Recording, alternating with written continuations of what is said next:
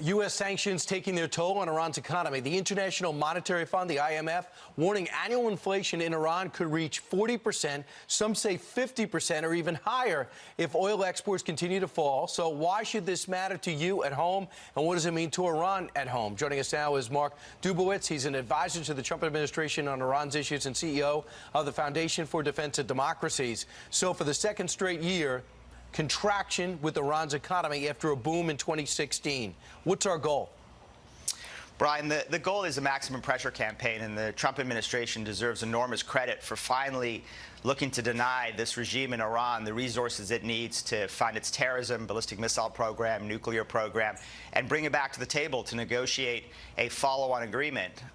President Trump withdrew from the Iran deal a year ago, and he was right to do so. It was a fatally flawed agreement that gave Iran patient pathways to nuclear weapons. So now we gave waivers to certain countries who are allies and say, we're going to give you a little bit of time to stop buying goods and especially oil from Iran. And it looks like Japan, China, and I understand China as well as India will comply. Do you understand the same thing? I believe so, Brian. I mean, there's no way that these countries and their refineries and their banks are going to risk being cut off from the U.S. market. So they've got a little bit of time to get to zero, and in doing so, that will cut off Iran's major source of export earnings and continue to intensify the economic crisis. I think you'll agree if you could deny Hamas and Hezbollah funds, you're successful in getting a message to Iran, because the people of Iran need that money and they're giving it to terror organizations. It looks like there's basically donation boxes for Hezbollah all throughout Lebanon because they say we need donations because Iran's money's been cut off. But here's the fear. When you deny Iran a outreach to the West, which we're pushing back on, they say it elevates their hardliners. What do you say to that?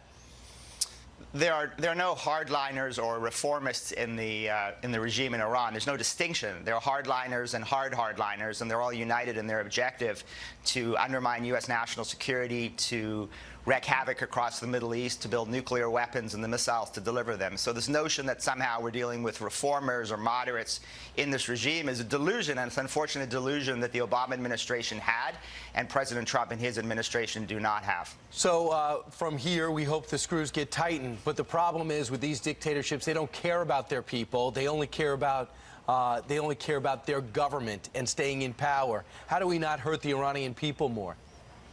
Well, ultimately, look, sanctions are going to hurt the Iranian people, but the Iranian people are responding by not attacking the United States, but by attacking their own regime. There have been protests on the streets since December 2017, thousands of protests, and they're on the street yelling, "Death to the dictator, death to the supreme leader."